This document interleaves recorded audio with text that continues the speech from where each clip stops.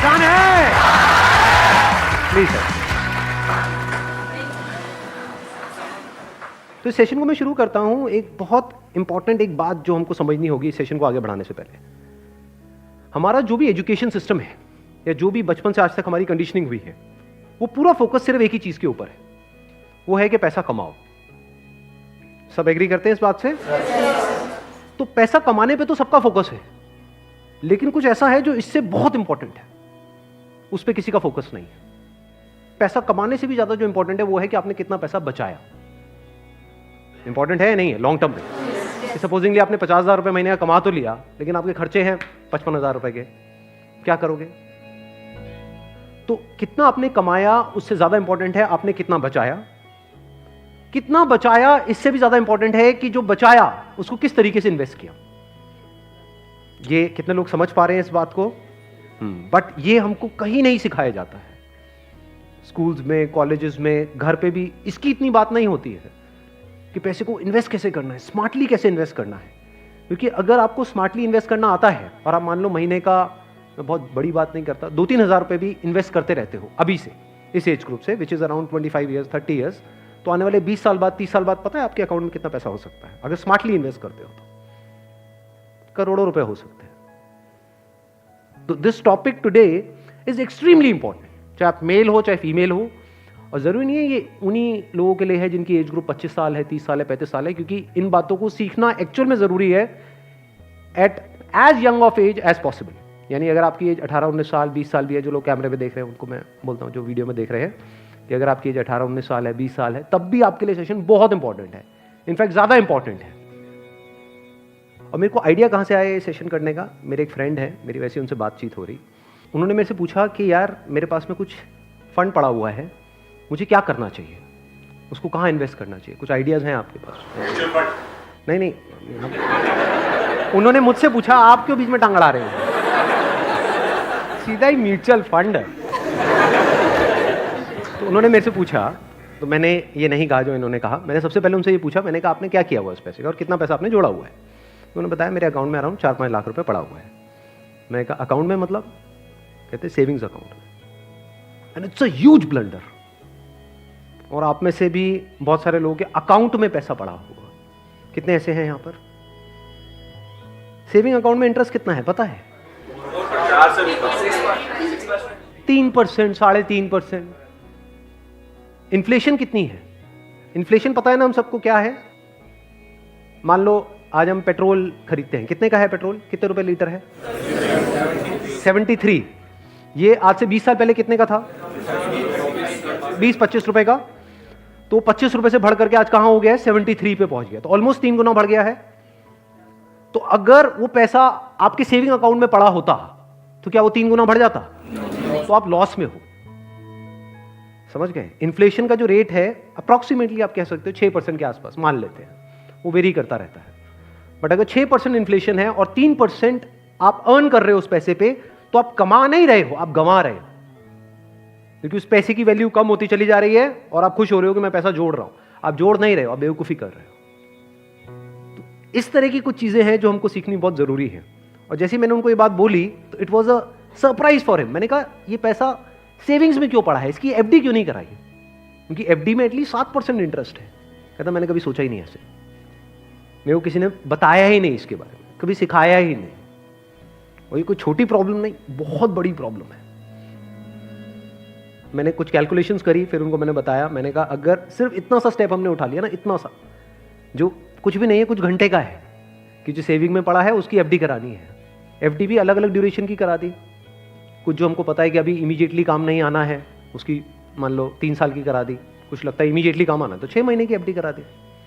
अगर इतना सा भी हमने स्टेप उठा लिया तो अगले आने वाले 20 साल बाद कितने का फर्क पड़ जाएगा? Any idea? लाखों रुपए का फर्क पड़ेगा, कम से कम 20 लाख रुपए का फर्क पड़ेगा आने वाले 20 से 25 साल में। तो मैंने कहा वो जब 20-25 लाख आएंगे, अब ये करोगे तो हो ही आप, जो मैंने बताया है, तो उसमें से कुछ थोड़ा इधर भी दे देना भाई। आपने कितना पैसा कमाया उससे इंपॉर्टेंट क्या है? कितना बचाया। अब पैसे को बचाते कैसे हैं?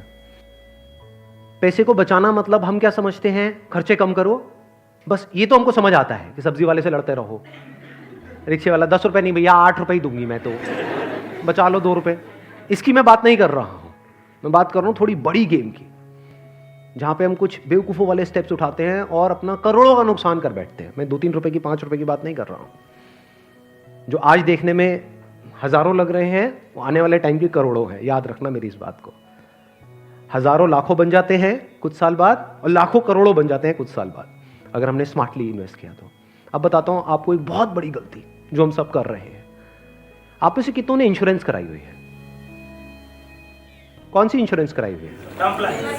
कितनों ने एंडोमेंट वाली कराई हुई है? कितनों को तो, एक मिनट, जिन्होंने इंश्योरेंस कराई हुई है कितनों को पता ही नहीं उन्होंने कौन सी कराई हुई है? करो, हाथ ऊपर करो। अरे वाह, वाह जी वाह। कितने हैं जिन्होंने एंडोमेंट कराई हुई है? एंडोमेंट पता है क्या होती है? कि आपने हर साल का इतना एक एक्स अमाउंट दिया, मानो 20-30 हज़ार रुपए दिया, और 10 साल बाद, 20 साल बाद आपको इतने लाख रुपए मिल जाएगा। उसको एंडोमेंट बोलते हैं। वही कराइए इसमें, हाँ वही कराइए सर।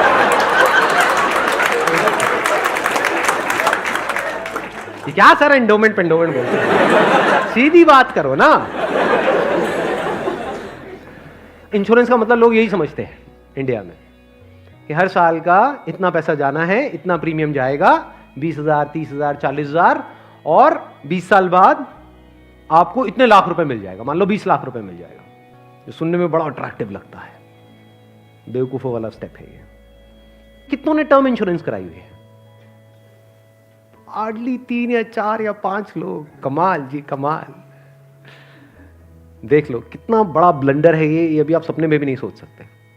और ये आपको कोई नहीं बताएगा, ना कोई बैंक वाले बताएंगे, ना कोई इंश्योरेंस एजेंट बताएगा, ना आपका कोई दोस्त बताएगा, क्योंकि जब पैसा बीच में आ जाता है तो यारी दोस्ती सिर्फ नाम की होती है। दारू पी रहे हो, ओ तुम मेरा भाई है, मैं तेरे साथ में कभी कुछ गलत नहीं कर सकता, ले तू एंडोमेंट करा, ओ तू मेरे पे छोड़ दे यार। और आपको पता ही नहीं आपका कितना बुरी तरीके से कटा है।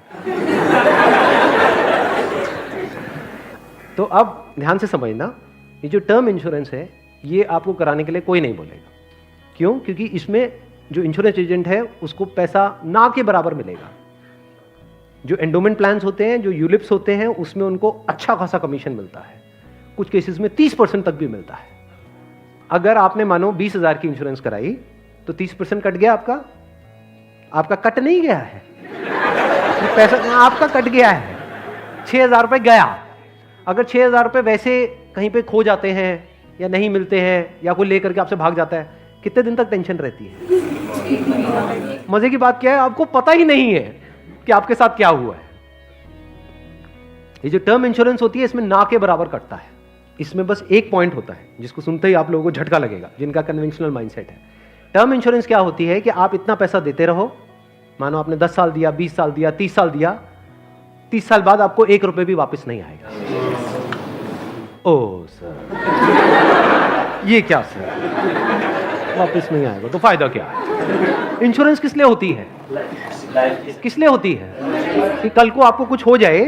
ये बेसिक सी बातें बता रहा हूं आपको, ये नहीं पता है लोगों को। अभी देख लो कितनों ने हाथ उठाया था।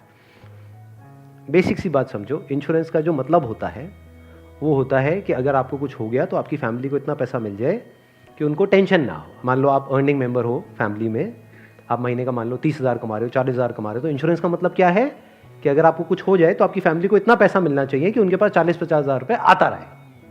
ये जो पॉलिसीज होती हैं, एंडोमेंट, यूलिप और ये सब जितनी भी होती हैं, इसमें कवर बहुत कम होता है। कवर का मतलब समझते हैं हम? कवर मतलब लाइफ कवर, जितने की कवरेज हुई है। कि अगर आप मानो 50,000 का प्रीमियम दोगे तो आपको कवरेज मिलेगी, अलग अलग प्लान में अलग अलग होती है, मान लो 10 से 20 लाख रुपए की।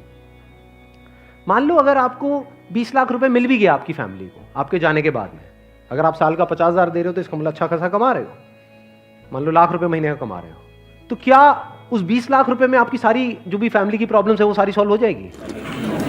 तो करा क्यों रहे हो ऐसी इंश्योरेंस?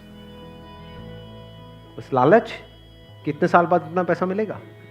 20 लाख को अगर आपकी फैमिली आपके जाने के बाद में बैंक में रखती है, वहां से कितना इंटरेस्ट आएगा? मान लो 7% भी आ जाता है, 7% कितना होता है? 1,40,000, 20 लाख पे महीने का कितना हुआ? 12,000 रुपये महीना। चलो 1 लाख भी हटा देते हैं। अगर आपकी सैलरी 50,000 थी तो क्या 12,000 रुपये महीना बहुत है आपके लिए, आपकी वाइफ के लिए, आपके बच्चों के लिए, आपके मदर फादर के लिए, सबके लिए बहुत है? बिल्कुल। तो फिर ऐसी इंश्योरेंस हम क्यों कराते हैं?